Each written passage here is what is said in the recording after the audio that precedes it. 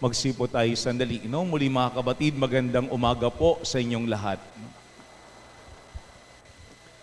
Sa St. Peter's Basilica sa Rome, sa pinakagitna ng plaza ng St. Peter's, ay merong nakatayo na isang monument.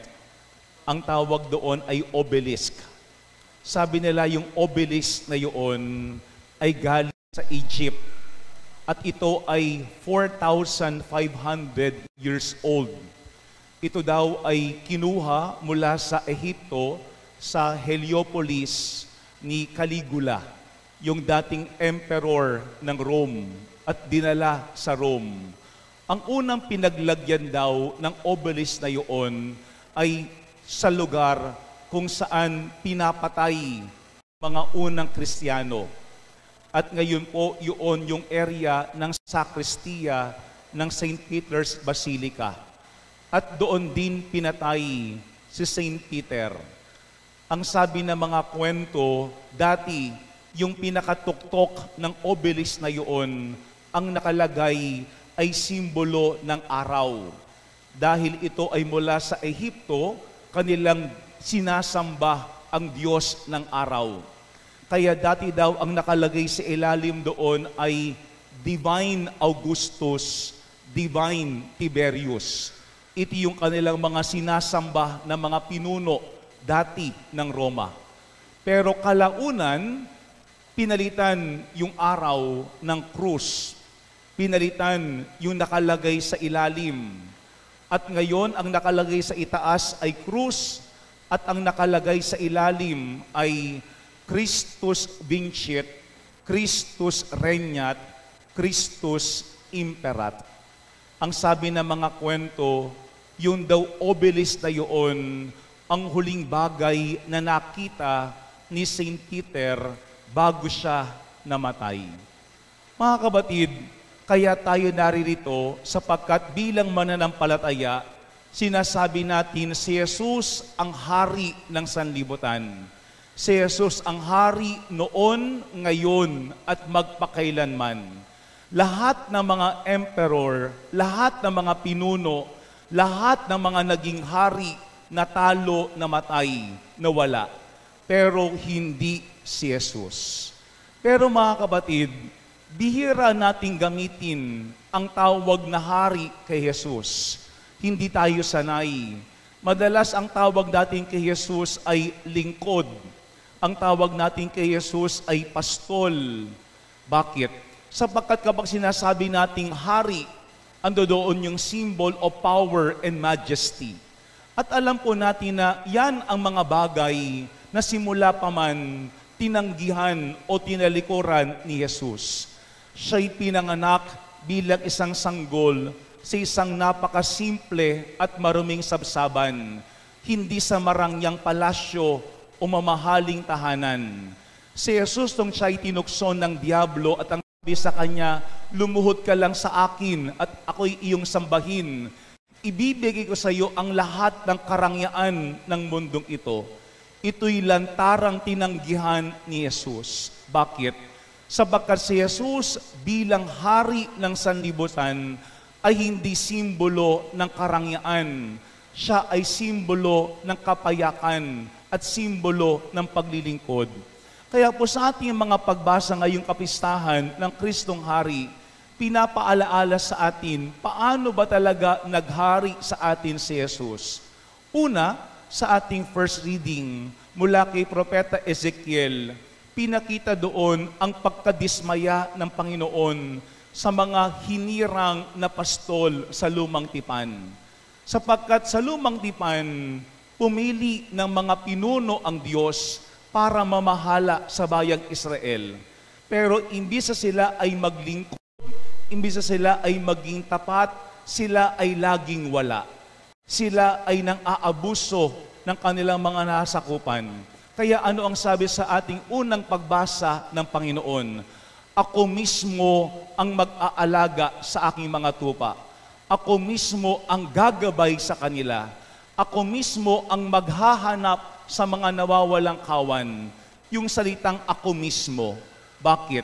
Sapagkat si Jesus bilang isang lingkod, siya ay nakatutok. Bilang isang lingkod, ibinibigay niya buong buo ang kanyang sarili para sa kawan na kanyang pinaglilingkuran. Puro yan po yung unang paalaala sa atin. Bilang magulang ba, bilang lingkod ba, bilang pinuno ba, ating bang pwedeng masabi na katulad ni Jesus, tayo ay nakatutok.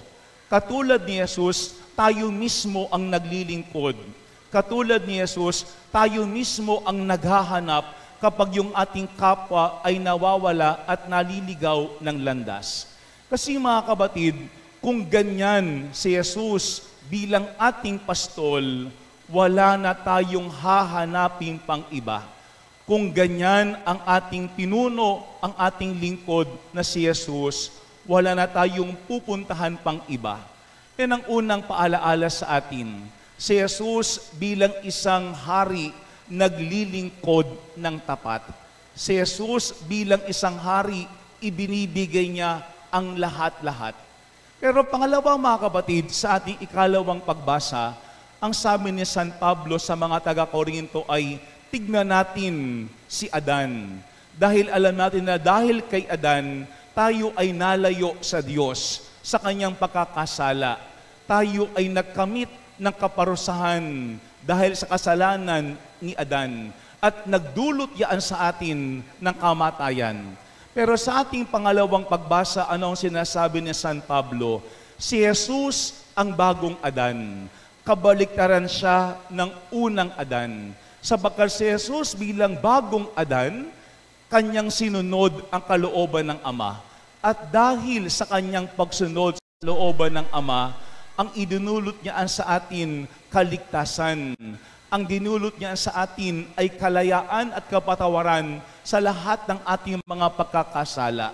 Kaya sa ating pangalawang pagbasa, binigyan diin ni San Pablo na ang lahat ay nilupig ni Kristo. Take note, lahat tinalo ni Kristo. Tinalo ni Jesus ang kasamaan.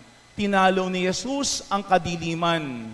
Tinalo ni Jesus pati ang kamatayan. Bilang hari, si Jesus ay makapangyarihan sa lahat. Tinatalo ni Jesus ang lahat. Kaya nga magandang paalaala po yan sa atin.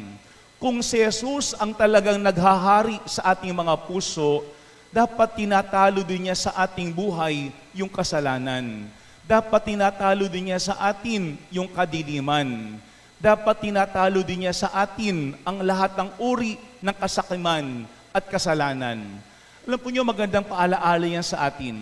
Kung si Jesus bilang isang hari ay hindi lamang tapat na naglilingkod at ganoon makapangyarihan sa lahat, magandang ating pong tingnan yung ating mga sarili bilang kanyang kawan, bilang kanyang mga lingkod ayon sa ating ebanghelyo. Sapagkat sa ating pong ebanghelyo, ang sabi dito, darating ang anak ng tao bilang hari kasama ang lahat ng anghel at luluklok sa maringal na trono. Sa panahong yun, matitipon sa harapan niya ang lahat ng tao at sila'y pagbubuklod-buklorin niya. Yung simbolong yun, pagbubuklod-buklorin ni Jesus. Pero ang sabi ng ating ebanghelyo, tulad ng ginagawa ng pastol sa kanyang tupa at kambing. Kasi sa bandang huli, kapag tayo ay humarap kay Jesus bilang ating hari, kanyang pagbubuklod-buklorin. Sino ba ang tupa? Sino ba ang kambing? Sino ba ang tapat? Sino ba ang hindi? Sino ba ang mabuti at sino ang masama? Pero mga kabatid, nung panahon ni Jesus, ang tupa at kambing ay halos magkahawig. Hindi katulad ngayon. Alam na alam natin ang pinakaiba ng tupa at ng kambing. Pero anong sinasabi po ng ating ebanghelyo? Makikilala ang tupa sa kambing saan? Sa kanilang pag-uugali. Sa kanilang pag-uugali. Sapagkat yung tupa, kapag siya ay talagang tupa ni Jesus, siya ay nagbibigay ng pagkain, siya ay nagbibigay ng inumin, siya ay nagbibigay ng kasuotan, siya ay dumadalaw sa mga may sakit at nasa bilangguan. In short, siya ay katulad ni Jesus na kanyang pinaglilingkuran at sinusunod. Pero magandang hamon po yan sa atin. Sabagat sa ating ebanghelyo, ano ang sabi diyan? Wala yaan sa panlabas. Kung hindi ang pinakamahalaga, tignan natin yung ating pag-uugali. Sapagkat kung tayo ay talagang pinaghaharian ni Jesus, dapat naghahari din sa atin ang kabutihang asal. Dapat naghahari din sa atin ang pagmamalasakit sa kapwa. Dapat naghahari din sa atin ang tunay na pagmamahal. Alam po nyo, dati, mayroong kinuwento sa aming mga pari, yung ating dating ambasador sa Vatican, si Ambassador de Villa. Ang sabi niya sa amin, ko naringin na po itong kwentong ito, nung siya ay i-present sa Holy Father bilang ambassador ng Pilipinas sa Vatican.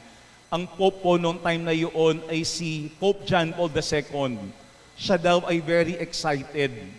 Nung bumukas daw yung kwarto ng Santo Papa at lumabas si John Paul II, siya daw ay na-starstruck. No? At sa sobrang starstruck niya, nung kanyang hinalikan yung kamay ng Pope, ang sabi rin niya sa Santo Papa, "Your Holiness, your eyes are very blue." No? Your eyes are very blue. No? Kasi talagang blue daw yung mata ni John Paul II. Si St. John Paul II daw nangiti sa kanya. Kasi siguro hindi inaasahan na yun ang sasabihin sa kanya nung ambassador, na yung mata mo blue. Ang ginawa raw sa kanya ni John Paul II, hinalikan siya sa noo. At ang sabi sa kanya ni John Paul II, "Huwag mong sasabihin sa iba na hinalikan kita sa iyong noo." Ang sabi niya sa amin, "Alam nyo, paglabas ko ng Vatican, yun ang kinuwento ko sa mga tao. Hinalikan ako ng Santo Papa sa aking noo." Kasi tuwang-tuwa daw siya. Siya ay nahalikan ng Holy Father. Pero ang sabi niya sa amin, after few weeks, napansin niya na umagang-umaga, lumabas yung sasakyan ng Holy Father ng Pope doon sa Vatican.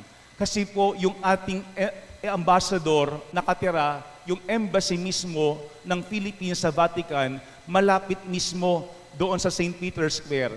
Kaya tanaw niya lagi ang nangyayari doon.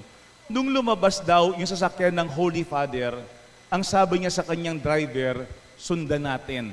No? So in short, siya ay nagmarites. No? Ang sabi niya sa kanyang driver, "Bubunto tayo sa kotse ng Santo Papa, pero medyo lalayuan lang natin. Tignan natin saan pupunta ang Santo Papa ng madaling araw." Alam niyo, sumunod daw sila sa kotse ng Pope. At yung kotse, pumunta sa isang makipot na eskanita na napakadilim. Ang sabi daw niya, bakit pupunta ang Santo Papa gantong oras sa isang masikip at madilim na eskanita? Maya-maya daw, yung kotse ng Pope huminto. At ang sabi niya sa kanyang driver, "Hinto ka rin. Tignan natin ano ang gagawin ng Pope." Maya-maya, bumukas daw yung pintuan ng kotse at bumaba si John Paul II. Pagbaba ni John Paul II, pinuntahan niya yung pulube sa may tabi ng kalsada at hinalikan ni Pope John Paul II yung noo ng pulube. At nung ito daw ay kanyang nakita, siya ay nangliit. Ang sabi niya, "Hindi lang pala ako yung hinahalikan sa noo ng Santo Papa. Pati pala yung pulube, hinahalikan niya sa noo. Hinalikan ako ng Pope, hindi dahil ako'y ambassador, hindi dahil ako'y maayos ang kasuotan, hindi dahil mabango ako nung araw na iyon, kung hindi dahil nakikita niya si Jesus sa lahat ng tao na kanyang nakakasalamuha. Sapagkat nakikita niya si Jesus sa lahat ng tao na kanyang nakakasalamuha." Siguro mga kabatid, yan ang hamon ng ating ebanghelyo sa ngayon. Madaling maging mabuti sa iilan. Pero ano ang sinasabi ng ating ebanghelyo sa ngayon? Tayo ay makikilala bilang tupa ni Jesus kapag tayo ay mabuti sa lahat, lalo na sa mga aba at mga nangangailangan. Pero yan po yung hamon ng kapistahan ng Kristong Hari. Madaling sabihin, Panginoon, Ikaw ang aming Hari. Niluluklukan namin sa iyong trono. Pero magandang ating tanongin yung ating mga sarili, sino ba talaga ang nakaupo sa ating buhay? Baka may mga pagkakataon tayo ang nakaupo, pero ang Panginoon ang nakatayo at naglilingkod. Sana may mga pagkakataon din, samahan natin ng Panginoon sa Kanyang pagtayo. Samahan natin ng Panginoon sa Kanyang paglilingkod. Samahan natin ng Panginoon sa Kanyang pagpapakumbaba. Samahan natin ng Panginoon sa Kanyang paggawa ng mabuti sa kapwa, kahit sino pa man yung ating kaharap. Mga kabatid, ang paggawa ng kabutihan ay hindi dahil mabuti ang ating kapwa. Ang paggawa ng kabutihan ay hindi dahil merong ibabalik sa ating kabutihan ang iba. Ang paggawa ng kabutihan ay ang tanda na si Jesus ang ating pastol at ang ating hari at tayo mismo ang kanyang kawan at ang kanyang tupa. Sana mga kabatid, masabi natin, Pax Christi, in Regno Christi. Magkakaroon lamang tayo ng kapayapaan ni Kristo kung talagang naghahari sa ating buhay si Kristo. Hindi pwedeng maghari sa atin si Jesus kapag tayo ay mayabang. Hindi pwedeng maghari sa atin si Jesus kapag tayo ay hindi tapat. Hindi pwedeng maghari sa atin si Jesus kapag tayo ay matapobre. Hindi pwedeng maghari sa atin si Jesus kapag tayo ay puno ng galit sa ating mga kalooban. Maghahari lamang sa atin si Jesus kapag tayo mismo ay katulad ni Jesus.